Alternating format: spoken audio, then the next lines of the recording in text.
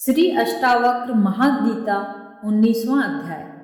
अष्टावक्र के तत्वबोध के उपदेश को सुनकर राजा जनक आत्मज्ञान को प्राप्त हो गए। उनकी योग्यता पहले से ही थी, अंतःकरण शुद्ध था, इसलिए अष्टावक्र के उपदेश पर उन्होंने एक भी शंका नहीं उठाई, न अर्जुन के समान तर्क वितर्क किया और न ही अविश्वास प्रकट किया।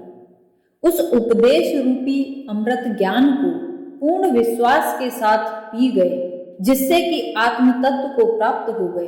उपदेश क्या था? संजीवनी थी, लेकिन इसका लाभ श्रद्धावान व्यक्ति को ही मिलता है। गीता में कहा है, श्रद्धावान लभते ज्ञानम। ज्ञान का परिणाम तो विश्वास करने वाले को ही प्राप्त होता है। उन्होंने अपने अनुभव बताए तो अष्टावक्र ध्यान से सुनते रहे, लेकिन परीक्षा आवश्यक होने से उन्होंने बहुत से प्रश्न करके राजा जनक की परीक्षा भी ली, जिससे वो सफल हो गए।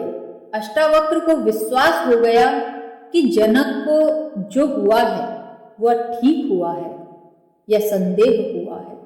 इसलिए अष्टावक्र ने 18वें प्रकरण में आत्मज्ञान के रूप में शांति का उपदेश दिया। यह उपदेश वैसा ही है जिस प्रकार गुरु विधि के अनुसार शिक्षा देते हुए अंत में शिष्य की परीक्षा लेता है और परीक्षा में सफल हो जाने पर उसे दीक्षांत भाषण देकर अपने गुरुकुल से विदा करता है तथा सृष्टि में रहकर कर्म करने का उपदेश देता है। आत्मज्ञान पर दिए गए उपदेश से जनक गदगद हो गए। यह अष्टावक्र गीता जनक अष्टावक्र संवाद के रूप में अध्यात्म का सबसे अच्छा ग्रंथ है, जिसकी उपमा किसी से नहीं की जा सकती। तत्वबोध पर इससे श्रेष्ठ कोई वर्णन नहीं है। तत्व ज्ञान के बाद अष्टावक्र जनक को विदा कर रहे हैं। दीक्षांत उपदेश समाप्त हो गया है। अब इस 19वें तथा 20वें प्रकरण में राजा जनक अष्टावक्र को धन्यवाद समर्पित कर रहे हैं। यह धन्यवाद भी मात्र औपचारिकता नहीं है, बल्कि अपनी स्थिति का वर्णन कर रहे हैं जो गुरु की कृपा दृष्टि से प्राप्त हुई। आत्मज्ञान पूर्ण शल्य क्रिया है, जिसमें सभी विजातीय तत्व नष्ट हो जाते हैं और आत्म तत्व ही बचता है, जो कि स्वयं है। जिस प्रकार भट्टी में गलाकर एवं विविध प्रक्रियाओं द्वारा सभी की मिलावट को निकालकर शुद्ध स्वर्ण प्राप्त किया जाता है, ऐसा ही आत्मज्ञान की प्रक्रिया है, जहां अज्ञान के द्वारा जन्म लिए सभी संस्कारों का परिशोधन हो जाता है और आत्मरूपी स्वर्ण प्राप्त हो जाता है। इसी प्रकार की आत्मज्ञान की प्रक्रिया है। इसमें मन, बुद्धि, स्मृति, शरीर, अभिमान, संकल्प, विकल्प, विचार, ग्रंथ, धर्म, कामनाएं, वासनाएं आदि का त्याग हो जाता है, क्योंकि आत्मा के लिए ये समस्त दोष ही हैं। ये सब विजातीय तत्व ही हैं, जिनका आत्मा से किसी भी प्रकार का कोई नाता नहीं है। मृत्यु से केवल शरीर ही छूटता है, अन्य सभी साथ जाते हैं। यही तत्व बार बार जन्म लेने का कारण बनते हैं, लेकिन आत्मज्ञान में ये सभी छूट जाते हैं। इसलिए आत्मज्ञान को महामृत्यु की संज्ञा दी है। इसके बाद जो शेष बचता है वही स्वयं का है, उसी का नाम आत्मा है। व्यक्ति की मूल बीमारी उसके विचार हैं। विचारों से ही उसके कार्य होते हैं। विचार ही मृत्यु के बाद साथ जाते हैं। इन्हीं के कारण जीव का पुनर्जन्म होता है। सुख दुख का आधार भी विचार ही है। सभी संघर्ष भी विचार के कारण ही हैं। बिना विचार की साधना ही ध्यान है। इसकी प्राप्ति ही समाधि है। यही आत्मज्ञान है। जब तक विचार है, व्यक्ति स्वस्थ होगा। राजा जनक तत्व आत्मज्ञान को प्राप्त हुए। उनके सारे रोग समाप्त हो गए। अब वे पूर्ण रूप से स्वस्थ हैं।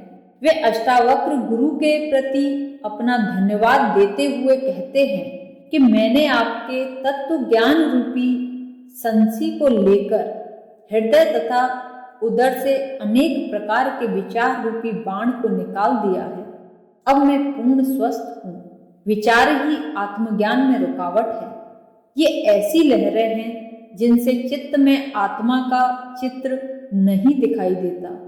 विचार शून्यता ही उपलब्धि की चाबी है। विचार भटका देते हैं। आत्मा विस्मृत मात्र है। उसे निर्विचार स्थिति से ही पुनर्स्मरण में लाया जा सकता है। आत्मा हमारा स्वभाव है, वही सत्य है, आनंद है। उसे प्राप्त कर लेना ही सबसे बड़ी महिमा है। आत्मज्ञानी ही महामहिम है। अन्य सब महिमाएं झूठी हैं। दूसरों के द्वारा बताई गई महिमा झूठी है, धोखा है। दूसरा जो देता है वह उसे छीन भी सकता है। दूसरों ने महिमा दी तो गुब्बारे के समान फूल गए, अपने को महामहिम समझने लगे। लेकिन उसकी चाबी दूसरों के पास है। वह जब चाहे तब तुम्हारी हवा निकाल लेता है, तुम्हारी महिमा छीन लेता है, तो तुम पिचक जाओगे। अपने पहले स्वरूप से भी बदतर रूप हो जाएगा। जो जमीन जायदाद, धन संपत्ति, मित्र हितैषी, बंधु संबंधी, पद प्रतिष्ठा आदि में अपनी प्रतिष्ठा समझता है, वह इसके द्वारा ही दी गई है। उसे जब वो चाहे छीन सकता है। आज जनता ने तुम्हें अपने मत देकर तुम्हें राजा बना दिया, प्रधानमंत्री, राष्ट्रपति बना दिया, तो उन्होंने तुम्हें प्रतिष्ठा नहीं दी।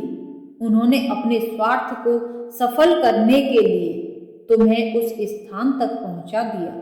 यदि उन्होंने तुम्हारे व्यक्तिगत स्वार्थ के कार्यों में सहयोग नहीं किया तो तुम उन्हें उस स्थान से नीचे गिरा दोगे, क्योंकि तुम्हें ऊपर बैठने की सीढ़ी उनके पास है।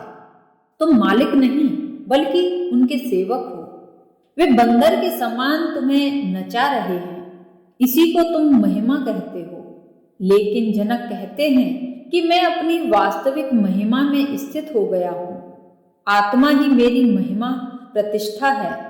इसमें स्थित हो जाने से मैं महामहिम हूँ। मेरी इस महिमा को कोई नहीं छीन सकता। यह मेरी अपनी है, स्वयं मैंने प्राप्त की है। यही सत्य और शाश्वत है, जो सदा मेरी है और कुछ मेरा नहीं है। वह अलग हो सकता है, आत्मा कभी अलग नहीं हो सकती। इससे बढ़कर अन्य कोई प्रतिष्ठा नहीं है। जिसमें स्वयं की प्रतिष्ठा नहीं, वे दूसरों की प्रतिष्ठा प्राप्त करना चाहते हैं। इस स्वयं की प्रतिष्ठा को प्राप्त करने के लिए व्यक्ति अनेक साधनों का प्रयोग करते हैं। धर्म, अर्थ, काम, विवेकता आदि भी साधन हैं। इसी प्रकार ध्यान, धारणा, समाधि, जप, पूजा, श्रवण, निधिध्यासन, शास्त्र, गुरु, सत्संग आदि साधन मात्र हैं। लेकिन प्राप्ति के बाद इनका कोई उपयोग नहीं है। आत्मज्ञान के बाद भी उन्हें ढोते रहना मूर्खता ही है। बाद में ये साधन ही बंधन हो जाते हैं। ग्रंथों में कहा है, उत्तीर्ण तु गते पारे नौकाया किम प्रयोजनम। जब व्यक्ति नदी के पार उतर जाता है तब उसे नौका की क्या आवश्यकता रह जाती है। वह बेकार हो गई, उसे छोड़ देना ही बुद्धिमानी है। इसी प्रकार आत्मज्ञान की अनुपस्थिति में द्वैत की प्रतीति होती है। लेकिन आत्मज्ञान जान लेता है कि द्वैत संदेह मात्र है, अज्ञान है। वास्तव में यह सभी उस एक आत्मा का ही फैलाव है। यही अध्यात्म है जिसे आत्मज्ञानी जान लेता है। इसलिए उसकी द्वैत की भावना समाप्त हो जाती है। अध्यात्म भी सापेक्ष है। जब द्वैत है ही तो अध्यात्म कहना भी बेकार हो जाता है। इसलिए जनक बताते हैं कि मेरे में न द्वैत है न अद्वैत, मैं केवल आत्मस्वरूप हूँ। जनक की यह बड़ी अनूठी अभिव्यक्ति है। आत्मज्ञानी ही ऐसी अनुभूति है। इस सूत्र में जनक बताते हैं कि मैं अपनी महिमा में स्थित हो गया हूँ, इसलिए धर्म भी बेकार हो गया। आत्मज्ञान प्राप्त होने पर धर्म की आवश्यकता नहीं है। धर्म भी प्राप्त करने का साधन मात्र है। सभी धर्मों में उपलब्धि की गई है। आचरण, कर्मकांड, योग, भक्ति, पूजा पाठ सभी उपाय मात्र हैं। इनकी उपयोगिता ज्ञान रहित व्यक्ति के लिए है। ज्ञानी व्यक्ति के लिए ये सब बेकार हो जाते हैं।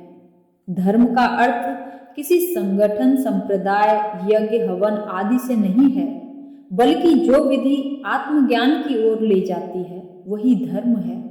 इसलिए यह भी साधन मात्र है। ये हिंदू, मुस्लिम, जैन, सिख, ईसाई आदि धर्म नहीं है। स्थान और समय का बंधन ज्ञान रहित व्यक्ति को होता है। आत्मज्ञानी इसकी परिधि से बाहर हो जाता है। आत्मा नित्य है, शाश्वत है, जन्म नहीं लेती, बिना आकार वाली है, निर्लिप्त है, अर्थात सब कालों में है, निर्लिप्त है। अतः उसके लिए भूत, भविष्य, वर्तमान है ही नहीं। वह कालातीत है, अर्थात सब कालों में है। उसके लिए किसी स्थान विशेष का भी बंधन नहीं है। वह सब स्थानों में व्याप्त है। वह पहले भी थी, आज भी है और आगे भी रहेगी। वह नष्ट नहीं होती। संसार नष्ट हो जाएगा, लेकिन वो फिर भी रहेगी। संसार नहीं था, वो तब भी थी। इसलिए जिस ज्ञानी व्यक्ति ने उसका ज्ञान कर लिया, उसने परमात्मा को जान लिया। वह ब्रह्म के समान हो गया। जनक यही कह रहे हैं कि मैं आत्म स्वरूप हो गया, इसलिए आत्मा ही मेरी महिमा है।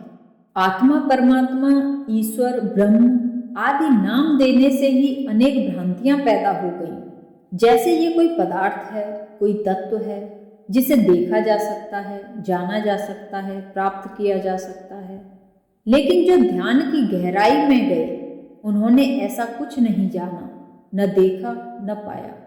लेकिन अभिव्यक्ति के लिए उन्होंने नाम दे दिए, जिससे संदेह हो गया, वास्तविकता लुप्त हो गई। लाओ त्से ने कहा है, सत्य को कहा नहीं जा सकता, तथा जो कहा जा सकता है वह सत्य नहीं है। सत्य को अभिव्यक्ति नहीं दी जा सकती। शब्दों में आते ही वह सत्य असत्य हो जाता है। इसी कारण ज्ञानी व्यक्ति मौन हो जाते हैं। ध्यान या समाधि में आत्मा के दर्शन नहीं होते, न उसका साक्षात्कार ही होता है। उस अवस्था में जो कुछ अनुभव होता है वह उससे आत्मा का अनुमान या कल्पना की जा सकती है। जिस प्रकार धुएं को देखकर आग लगने का अनुमान होता है, लेकिन आत्मा कैसी है यह बताना कठिन है। इसलिए ज्ञानियों की अभिव्यक्ति में विविधता पाई जाती है। जो भी आत्मा के विषय में बताया गया है वह पूर्ण वास्तविक नहीं है। लाओ त्से ने इसे सत्य माना, महावीर ने इसे आत्मा कहा, उपनिषदों ने तव कहा, बुद्ध ने अनात्मा शून्य कहा, ज्ञानियों ने इसे ज्ञान कहा, भक्तों ने इसे ईश्वर कहा और अध्यात्म ने ब्रह्म कहा। जनक की अभिव्यक्ति अधिक स्पष्ट है कि उस स्थिति में पहुंचकर आत्मा अनात्मा का अंतर ही समाप्त हो जाता है। वहां पहुंचकर केवल आनंद का बोध होता है, प्राणी शांत हो जाता है एवं ऐसा एहसास होता है जिसका शब्दों में वर्णन नहीं किया जा सकता। वहां पहुंचकर अच्छा बुरा, चिंता अचिंता का ध्यान ही नहीं रहता, केवल चेतना ही शेष रह जाती है। यही चरम स्थिति है जहां पहुंचकर ज्ञानी व्यक्ति पूर्णता की अनुभूति करता है। यही उसकी महिमा है। ऐसा ज्ञानी व्यक्ति जागते हुए स्वप्न, सुषुप्ति एवं तुरीय चारों अवस्थाओं से पार हो जाता है। ये चारों स्थिति शरीर, मन और बुद्धि की हैं। तुरीय अवस्था भी अंतःकरण की है। चेतना इससे पार की अवस्था है जहां इनका कुछ भी अनुभव नहीं होता। आत्मा की महिमा में स्थित हुए ज्ञानी के लिए दूर तथा समीप, बाहरी तथा अंदर, बड़ा और छोटा सबका भेद ही समाप्त हो जाता है, क्योंकि आत्मा दूर भी है और पास भी है। वह बाहर भी है और अंदर भी। वह स्थूल भी है और सूक्ष्म भी। ऐसा ही संसार जो पिंड में है वही ब्रह्मांड में है। सूक्ष्म ही स्थूल का कारण है, विशाल भी सूक्ष्म में परिवर्तित हो जाता है। ऊर्जा और पदार्थ अलग नहीं है, एक दूसरे में रूपांतरण हो जाता है। वैज्ञानिक जिसे क्वांटा कहते हैं, वैसा ही आत्मा का स्वरूप है, न स्थूल है न सूक्ष्म है, न पदार्थ है न तरंग, और मैं तो दोनों। आत्मा का जन्म होता है न मृत्यु, वह तो सदा है, जिसका जन्म है उसकी मृत्यु भी अवश्य है, ऐसा सृष्टि का नियम है। अगर जन्म न हो तो मृत्यु भी नहीं है। आत्मज्ञानी आत्मवत हो जाने से कहता है कि न मेरी मृत्यु है न जीवन। मृत्यु और जीवन तो शरीर का होता है, आत्मा अमर है। आत्मा के लिए लोक तथा अलौकिक आचरण भी नहीं है, इनका भी नाता शरीर से है। लय और समाधि भी मन के धर्म है। आत्मा एक ही है, उसका न किसी से लय होता है न उसकी समाधि लगती है। ये सब अज्ञान के द्वारा जन्मी धारणाएं ही छूट जाती हैं। जो ज्ञानी पूर्णता को प्राप्त हो गए हैं, उसके लिए धर्म अर्थ काम आदि की कोई उपयोगिता नहीं रहती, क्योंकि सिद्धि प्राप्त होने पर साधन बेकार हो जाते हैं। इसी प्रकार विज्ञान की भी उपयोगिता नहीं रहती। जब कुछ प्राप्त करना ही नहीं रहता तो इसका प्रयोजन ही समाप्त हो गया। सब कुछ छूटकर एक आत्मा में स्थित होकर योगी सब कुछ पा लेता है, यही परम धर्म है। श्री अष्टावक्र महागीता 19वां अध्याय समाप्त हुआ।